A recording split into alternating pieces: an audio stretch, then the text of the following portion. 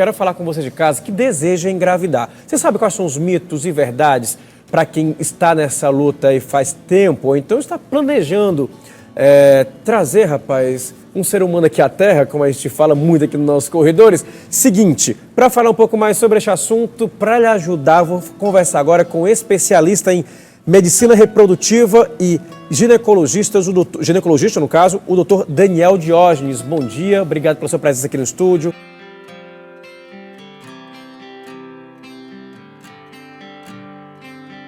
Bom dia, Antônio, eu que agradeço. Quando a gente fala sobre gravidez, primeira coisa que vem à mente de um ser humano é a quantidade de vezes que ele precisa ter para uma relação sexual, para que a mulher e o casal, enfim, venha a engravidar.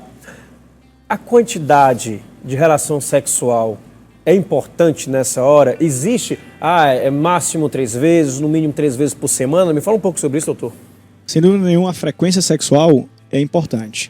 Existem alguns mitos, né, que dificultam bastante essa questão da gravidez. Quanto maior a frequência sexual, melhor.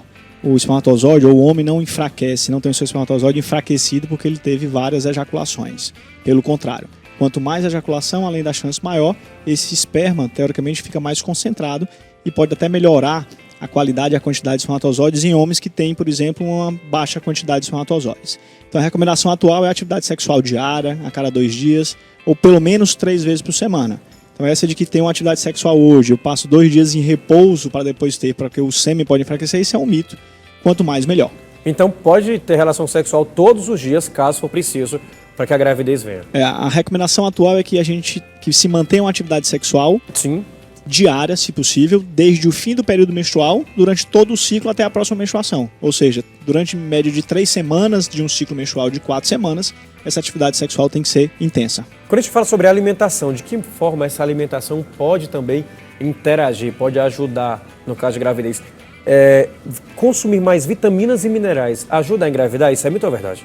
Quanto melhor a dieta, quanto melhor o corpo, quanto melhor o IMC, ou seja, quanto melhor a atividade física, por exemplo, melhor a chance de gravidez. Então, você ovula melhor, tem melhor qualidade de espermatozoides e melhor qualidade de óvulos. Então, o uso de vitaminas e antioxidantes pode ser pode desencadear um papel bom para a produção de óvulos e espermatozoides. O excesso Sim. pode levar a um dano. Então, muitas pessoas usam em excesso determinadas substâncias, um excesso de vitamina C, vitamina E, vitamina D, e o excesso pode trazer o efeito contrário. Então, ele piorar a qualidade de espermatozoides e óvulos. Então, tem que ter um equilíbrio. Na verdade, o que se busca é um equilíbrio. Cortar o carboidrato também é uma boa medida? O excesso de carboidratos e de gorduras, né, levarão a pioras dos níveis glicêmicos e níveis de colesterol e, sem dúvida nenhuma, a uma obesidade ou a um sobrepeso. Sem dúvida nenhuma, uma dieta rica em carboidratos levará a uma taxa menor na chance de concepção natural ou não natural. Como nós estamos falando aqui sobre mitos e verdades para quem quer engravidar, chegou uma pergunta para a gente que é, depois da relação sexual, a mulher ficar deitada durante um tempo, isso ajuda a engravidar? Mito ou verdade, doutor? Isso é mito. O espermatozoide ele tem uma boa velocidade, então após uma ejaculação, rapidamente ele já está dentro do útero e no caminho das trompas. Então a posição após o ato sexual não interfere de maneira nenhuma em relação à chance de gravidez. Muitas mulheres têm a dúvida de que quando tem relação sexual, um pouco do sêmen escorre pela região vaginal e que isso seria um problema.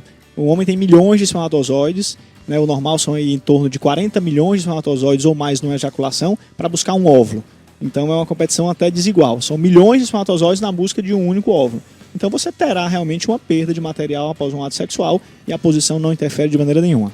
Quando eu falei sobre as condições, já tocou na entrevista em relação ao IMC, que é importante você estar bem, né? Com o corpo, com a saúde, com tudo. A prática de exercícios físicos, de que maneira ela pode impactar diretamente nesses casos? Na grande imensa maioria das vezes, impacta de forma positiva. Você tem uma boa atividade física e isso te leva a ter um padrão fértil melhor.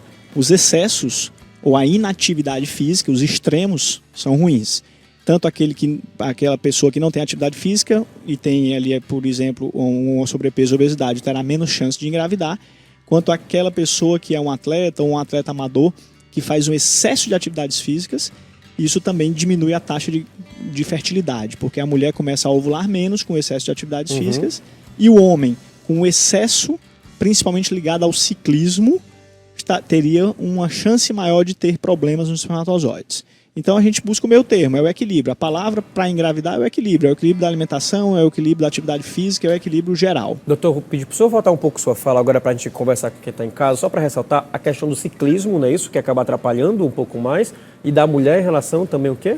Na mulher, o excesso de atividades físicas, principalmente aeróbicas, Sim, levaria essa mulher a períodos de não ovulação, de não menstruação. a gente pode falar desses exercícios de grande impacto, como estão agora na moral, eu faço crossfit, corro também. Exato. Tá querendo engravidar, é bom dar uma pausa, não, ou é melhor que nem faça? Eu não diria uma pausa, eu diria um equilíbrio. Se você faz uma atividade física diária e intensa, você reduz para um nível moderado.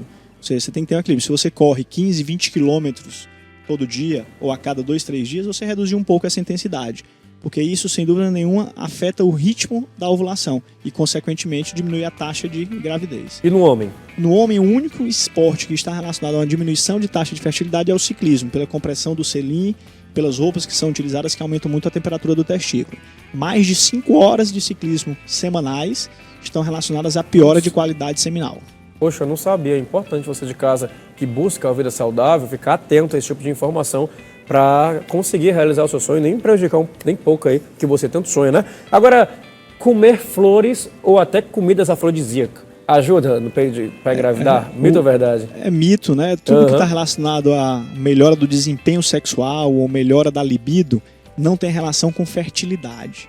A fertilidade ela não caminha com relação ao desejo sexual. Você pode ter uma atividade sexual prazerosa e não engravidar e vice-versa. Então, nós não temos aí alimentos que melhoram a minha fertilidade. Como eu falei, o que precisa ter é um equilíbrio. Não existe uma dieta única que seria uma dieta mais fértil. Não existe um comportamento único que seja o mais fértil.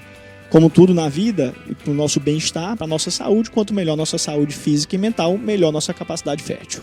Olha, já falamos aqui sobre alimentação, exercícios físicos, entre outros assuntos relacionados à gravidez.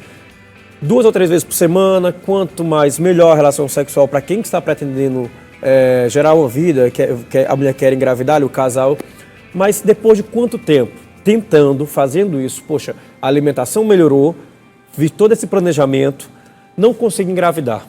São 6 meses, é um curto menor, são 6 meses, curto de tempo maior. O período hoje seria de 1 ano. Então, um casal com uma mulher com uma boa idade, Sim. uma boa idade seria até 35 anos da mulher, 1 ano. 1 ano de atividades sexuais regulares seria o período que a gente esperaria para que essa gravidez ocorresse. Então a gente pode pôr ali, para não correr muito para alguns casais, entre 6 meses e 1 ano seria o período em que esse casal teria que engravidar. Após esse período, é bom que tenha um acompanhamento com o ginecologista, com o urologista, com o médico especialista em medicina reprodutiva, na busca, né, de problemas e de soluções para uma possível infertilidade. E quando a gente fala sobre a gente fala sobre métodos artificiais, nesses casos, me explica como funciona a fertilização in vitro. Nós temos 2 métodos. O método que você citou, que é a fertilização in vitro, é Sim. o método padrão ouro, digamos assim. Ou seja, é o método que tem maior taxa de gravidez, que consiste em retirar o óvulo do organismo, trazer para o laboratório de medicina reprodutiva e injetar nesse óvulo um espermatozoide. Ou seja, fazer a fecundação fora do corpo, in vitro, daí o nome in vitro. É o bebê de proveta. Sim. E daí, depois disso, com esse embrião pronto, você transfere esse embrião, coloca esse embrião de volta para o corpo da mulher, para o útero, e esse embrião tem ali o trabalho de grudar no útero e iniciar uma gravidez. Essa é a fertilização in vitro. Aí tem a inseminação A inseminação artificial. artificial é um método mais simples, Sim. em que nós selecionamos os melhores espermatozoides e colocamos dentro do útero no momento da ovulação. E esse espermatozoide, que foi selecionado e que foi encurtado o espaço dele, né, o caminho dele para atingir o óvulo, tem que fazer o trabalho dele. Terá que fazer uma fecundação dentro do corpo, como ocorre naturalmente. Mas é um método mais simples, mas que é muito utilizado para casos em que você tem um homem com alterações. Olha, eu queria saber até sobre essa injeção aqui, doutor. Vou ler aqui no papel, tá? Que é a intracitoplasmática, correto? A injeção de espermatozoides. Isso, a injeção intracitoplasmática de espermatozoides é Como um é que ela sinônimo da fertilização in vitro. Uhum. É a colocação do espermatozoide dentro do óvulo. Então é uma técnica da década de 80, meados da década de 80, e que é uma variante da FIV, da fertilização tradicional. Qual a diferença? É que tradicionalmente, ali até os anos 80, você utilizava o óvulo e colocava esse óvulo numa placa, num disco, e colocava espermatozoides ao redor dele, e o processo ocorria naturalmente, entre aspas. Sim. O espermatozoide tinha que invadir esse óvulo. A ICSI, que é a injeção intracitoplasmática, o embriologista coloca por meio de uma agulha muito fina e delicada o espermatozoide dentro do óvulo. Então ele faz o trabalho do espermatozoide, ele já põe o espermatozoide lá dentro.